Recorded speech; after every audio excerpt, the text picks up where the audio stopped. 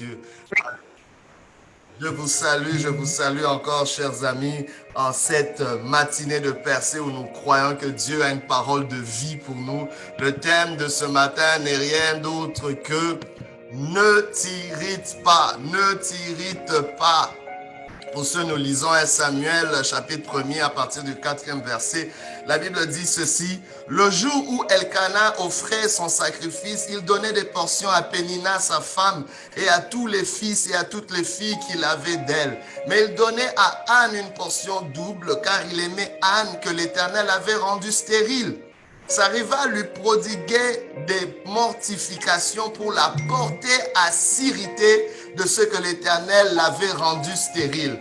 Et toutes les années, il en était ainsi. Chaque fois qu'Anne montait à la maison de l'Éternel, Pénina la mortifiait de la même manière. Alors elle pleurait et ne mangeait point.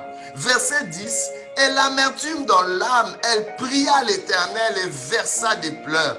Elle fit un vœu en disant: Éternel des armées, si tu daignes regarder l'affliction de ta servante, si tu te souviens de moi et n'oublie point ta servante, et si tu donnes à ta servante un enfant mâle, je le consacrerai à l'Éternel pour tous les jours de sa vie, et le rasoir ne passera point sur sa tête.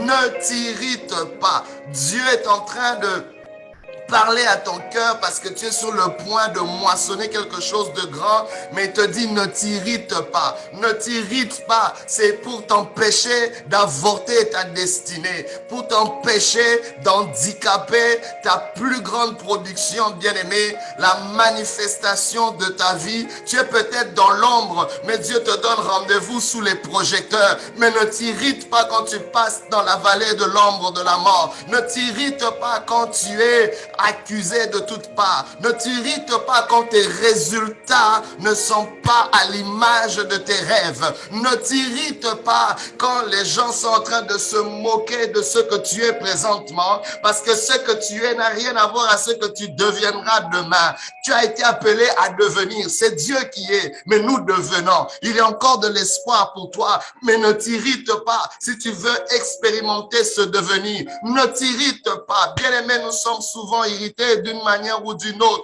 mais Dieu nous dit: résistons à cela, c'est un grand poison. Bien-aimé, est-ce que vous savez que ce qui nous détruit, ce n'est pas ce qui nous arrive?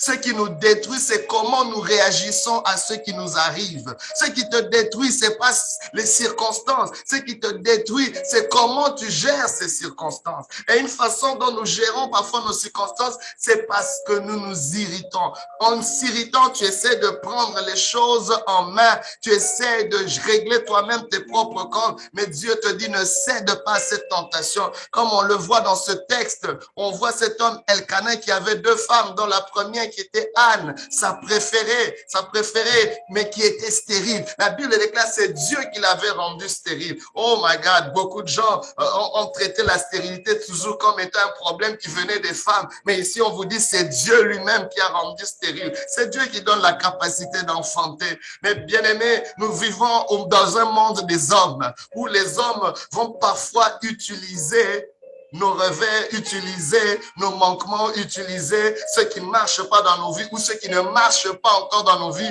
pour nous mortifier. Elle avait une rivale du nom de Pénina. Elle avait plusieurs enfants. Mais Anne était appelée à produire dans un contexte difficile. J'aimerais dire à quelqu'un: toi qui attends de produire dans un environnement qui sera exempté de tout souci, de tout, alléluia, de tout élément déclencheur d'irritation, de tous éléments qui peuvent te provoquer. Non, ça n'existe pas. Dieu est en train de te dire: tu peux semer ton blé en présence de l'ivraie. La moisson du blé n'exclut pas la présence de l'ivraie. Le Seigneur Jésus nous le montre dans cette parabole du blé et de l'ivraie dans Matthieu chapitre 13. Pendant qu'il avait planté le blé, l'ivraie est apparue. L'ivraie, c'est ce que l'ennemi plante pour contrecarrer ta destinée. Pénina était dans ce foyer. Mais regardez, la Bible dit que le seul but de la présence de Pénina, c'était de mortifier Anne afin de la pousser à s'irriter. Wow. Donc, en d'autres termes, la présence de Pénina ne pouvait pas détruire Anne. La présence de Pénina en tant que rivale, bien qu'elle avait plusieurs enfants, n'a pas empêché Anne de jouir de ce foyer. Anne était toujours la favorite. Anne était toujours la préférée. Elle recevait double portion à chaque fois qu'ils allaient dans le temple de la part de son mari. Pour son mari, c'était Anne. Anne valait Anne valait beaucoup plus que sa capacité d'enfanter. Oh bien-aimé, il est temps qu'on apprenne à apprécier ce que nous avons. Notre bonheur passe par là. Bien-aimé, ne t'irrite pas, mais apprends à apprécier là où tu es. Apprends à apprécier là où tu es. C'est là que ta prospérité commence. Dans la prospérité, dans l'appréciation de ce que tu as. C'est là que Dieu va commencer à multiplier des choses. Donc Pénina qui était là, Pénina qui était un élément déclencheur d'irritation. Parfois il y a quelqu'un qui va me dire, oui je veux bien ne pas m'irriter, mais il y a des choses qui me poussent à m'irriter. Il y a des provocations. La Bible dit, et Pénina était là pour provoquer Anne. Oh j'aimerais te dire, on peut te provoquer, mais la tentation ce n'est pas la provocation.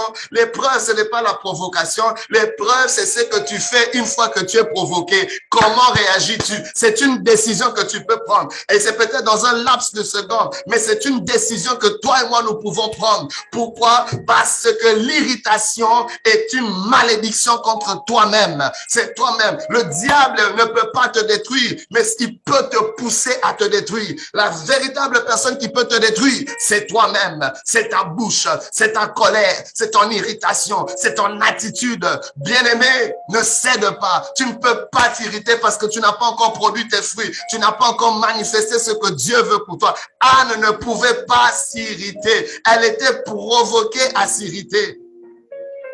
Mais elle a résisté à cela. Parce que nulle part, on a vu dans ce texte Anne réagir à Pénina. On n'a pas vu Anne se quereller avec Pénina. On n'a pas vu Anne remettre Pénina à sa place. Elle pouvait lui dire 2-3 mots. Oh my God, 2-3 paroles fléchées et Pénina pouvait être KO. Mais non, Anne avec ses douleurs, Anne continuait. Alléluia. J'aimerais te dire, l'une des meilleures réponses devant la provocation, continue à produire, continue à travailler, continue à courir vers ton but, continue à courir vers ta destinée. Anne savait, oui, je suis peut-être stérile, mais il y a quelque chose en moi. Je ne sais pas, je ne peux pas. Son mari pourtant lui disait, mais Anne, pourquoi te mortifies-tu? Est-ce que je ne vaux pas pour toi plus que 10 fils? Tu peux te contenter, pour moi, il n'y a pas de problème. C'était facile pour lui de dire, parce qu'il avait des enfants avec Pénina, mais pour lui, il disait, Anne, je t'accepte tel que tu es. Mais Anne ne pouvait pas accepter cela parce qu'elle était porteuse d'une destinée. Il y avait un potentiel en elle. Alléluia. Oh my God, quand tu as un potentiel, bien aimé, ne cède pas à l'irritation. Anne avait compris que ce qu'elle devait produire était plus important que les provocations, était plus important que ce que les gens disaient. Bien aimé, ce que les gens disent de toi n'est pas plus important que ce que toi tu dois produire. Mais c'est à toi de le décider. Mais certains ont décidé que l'opinion des gens sur Facebook, l'opinion des gens, oh my God, dans la place publique, l'opinion des gens dans la famille valait plus. Oh my God, j'aimerais te dire, ne t'irrite pas sur ce qu'ils disent, ne t'irrite pas sur ce qu'ils font ou ce qu'ils ne font pas. Continue à produire. Tu as une semence que tu dois semer. Le blé ne se produit pas seul, il doit être sémé. Ce n'est pas une génération spontanée, il doit être semé, il doit être planté. On ne réussit pas par hasard, ça doit être intentionnel. Où sont tes semences? Localise tes semences et sème-les. C'est pas parce que tu ne vois rien que rien n'a été planté. Bien-aimé, tôt ou tard, le sol manifestera ce que tu as planté. L'environnement manifestera ce que tu as planté, bien-aimé. Est-ce que tu t'es irrité ou est-ce que tu as apprécié ce que tu es? Tu as apprécié la semence que tu es, tu as continuer à produire, à semer, à planter. Anne continue à aller de l'avant. Elle a prié Dieu. Alléluia. Elle a prié Dieu. Elle a fait un vœu à l'Éternel. Elle a fait cette transaction à l'Éternel. Si tu me donnes un fils, un mâle, moi, je te donnerai cet enfant. Il sera consacré à toi. Anne a compris une chose. Bien-aimé, pour moissonner, ça nous prend la joie. Au lieu de t'irriter, réjouis-toi. La Bible déclare qu'il y a plus de joie à donner qu'à recevoir. Regardez cette prière. Anne demande de recevoir un fils, mais dans la même prière, elle s'engage à donner ce fils-là. Mais ce qui est plus important, ce n'est pas ce qui vient avant, mais c'est ce qui vient après. Elle demande, premièrement, je veux recevoir un fils. Dès que je le reçois, je le donne. Waouh! C'est là qu'elle allait. Donc, Anne expérimente déjà, anticipe la joie de donner. Ce sera pour moi une joie de te donner ce fils. Oh my God. Elle dit, utilise-moi seulement comme un véhicule. Dieu veut t'utiliser comme un véhicule de sa gloire. Mais est-ce que tu peux te réjouir en Dieu? Est-ce que tu peux te réjouir au lieu de t'irriter? L'ennemi veut te faire avorter. L'ennemi veut te pousser à maudire ton potentiel. Mais ne le fais pas. Ne t'irrite pas. Ne t'irrite pas. David le dit dans le psaume 37, ne t'irrite pas contre les méchants, n'envie pas ceux qui font le mal. Ne t'irrite pas parce que les gens sont en train de réussir avec des voix frauduleuses pendant que toi, tu t'es gardé dans la piété et tu ne vois rien. Ne t'irrite pas. Ne t'irrite pas sur ceux qui étaient moins que toi hier et aujourd'hui qui sont plus avancés et qui se moquent de toi. Ne t'irrite pas. Ne t'irrite pas. D'ici là, ce que tu sèmes se manifestera. Que Dieu te visite, que Dieu te garde, mais ne t'irrite pas. Aujourd'hui, si tu entends sa voix, n'endurcis pas ton cœur. Aujourd'hui, réponds-toi et reviens. Jésus ne s'est pas hérité quand on l'a trahi. Jésus ne s'est pas hérité à la croix. Il a dit, pardonne-leur car ils ne savent pas ce qu'ils font. Est-ce que quelqu'un peut relâcher son cœur et pardonner? Alléluia. Parce que regardez ce qui se passe. Dès que Anne a enfanté Samuel, la Bible ne parle plus de Pénina. Donc pour dire que Pénina n'était pas pertinente, ce qui l'a provoqué n'était pas pertinent. C'était simplement là pour l'empêcher à produire. Mais dès qu'elle a produit, ces choses se sont arrêtées. Donc pourquoi vas-tu donner une attention à quelque chose qui n'est vraiment pas pertinent pour toi? Ne t'irrite pas. C'est ce que Dieu te dit aujourd'hui. Que Dieu te bénisse et que Dieu te fortifie. Au nom de Jésus, ne t'irrite pas. Alléluia. Gloire à notre Dieu.